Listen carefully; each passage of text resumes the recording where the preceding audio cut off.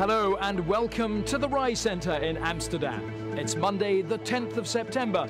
You're watching IBC TV News.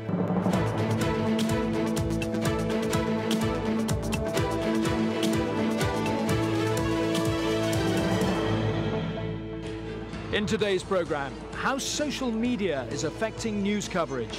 What can broadcasters learn from the Arab Spring? Also in the show, we'll have some of the latest digital cameras under test, and we'll have the winners of this year's IBC Awards presented here last night. But first, the so-called Arab Spring was largely covered through the social media.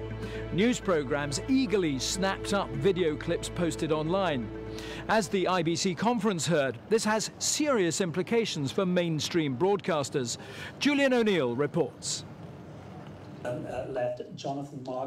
IBC drew together a panel of media experts to reflect upon the implications of the unrest which swept through the Middle East. Sites like YouTube exploded with content, and despite its quality, user-generated footage was used by mainstream broadcasters to help get the story out of places like Egypt. We couldn't cover events in a proper way because of the restrictions from the governments. But when you are using social media can quickly upload material, of course low quality, but still when it comes to news, it is usable, it is telling the story. The Arab Spring caused something of a TV revolution. There are now 1,100 channels spread across the region. That's a 50% increase in just 1 year. The conference linked live to Abu Dhabi to hear from the head of one of the new broadcasters. Sky News Arabia has been operational for 4 months. We believe that we have created something that is aspiring to what we want it to be as an independent channel, broadcasting and giving some quality journalism. Mobile phone footage of the unrest may have been poor, but TV stations often ran with it. Fast-changing events put newsrooms under pressure. But another expert said core values like accuracy must not slip in a world where social media is growing in influence. My concern at the moment, certainly wandering around IBC, for instance, is that I see a lot of tools that are integrating social media with, let's say, newsroom systems, which make it very easy to put people on the air and to curate stuff out of Twitter. But the verification aspect, right? Who are these people, and what's their real agenda? That is lacking at the moment. The panellists were all agreed it was real-life unrest that caused the Arab Spring, but social media can play a huge part in how revolutions spread. The growth of digital cameras has made film almost obsolete. But do they provide Hollywood movie makers with all the tools they need?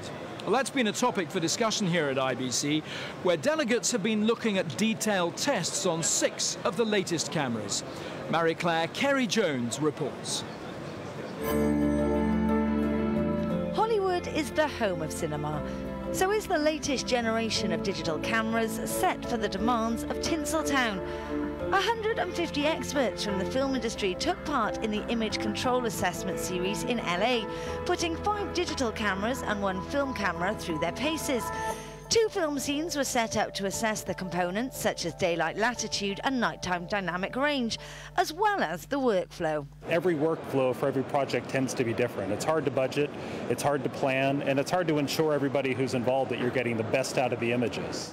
That's why workflows had to be tested, and those involved say they had some interesting results. It's a lesson that we can point to about how to improve the speed of your pipeline and how to assure the quality of your archival. That it was very easy to work on set with a camera, because the F65 is very easy to handle, like the Alexa. It's a very simple camera. With so many cameras to choose from, those results give film crews specific information about workflows, allowing them to choose the best equipment for their requirements. And those needs have changed with the move from film to digital formats. The whole concept that digital is easier, cheaper, and faster, none of that's true. It's more difficult. It's a little more expensive sometimes, and it's a little more complex. But you get results that you couldn't even get with film. As a result, the role of the cinematographer is evolving. Cinematographers are looking to get a role again. They don't want to be regarded as the dominant force as they used to be, but they need a role again because digital cameras require a lot of learning and a lot of new approach to workflow. The testers have perhaps diplomatically not told us which cameras they thought were the best to work with, but tests like this do help shape the decisions crews make.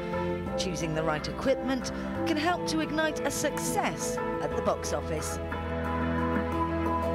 Now with a summary of today's business stories from around IBC, here's Katrina Renton.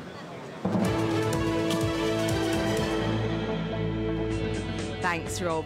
As always, there have been lots of orders announced here at IBC over the last few days. First up today, Grass Valley have confirmed the sale of 4 Cayenne switchers to F&F Productions in the US. The switchers will equip its fleet of OB trucks. Another has been sold to Australia's multicultural public broadcaster, SBS. The company has improved its performance following its purchase by private equity firm Francisco Partners. We're spending more than 15% of our revenue in research and development. And we are trying within this 15% to go more into research and innovation versus maintenance of a number of legacy products. Satellite operator Eutelsat and Belgium digital cinema group DCinex are setting up a joint venture called DSAT Cinema. The new company will market and distribute 2D and 3D content, making it easier for cinema owners to move to digital. Broadcasting Centre Europe is to digitise the archive of the Council of Europe. The deal comes on the back of a turnkey digitisation project for the European Parliament. The president of Harris Broadcast says he expects the sale of the company to be complete by the end of the year. The Harris parent group said in May it would hive off its broadcast operations. The buyer is expected to keep the Harris name. It's thought to be an equity company. The level of interest has been extraordinary, quite high, and from really top-notch entities, companies and private equity and things like that people would really respect and that have a deep understanding of the business.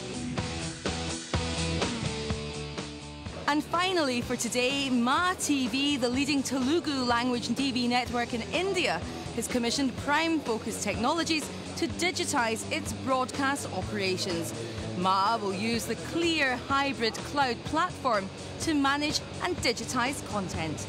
And that's just some of the main stories from around the show. We'll have another roundup of IBC announcements tomorrow.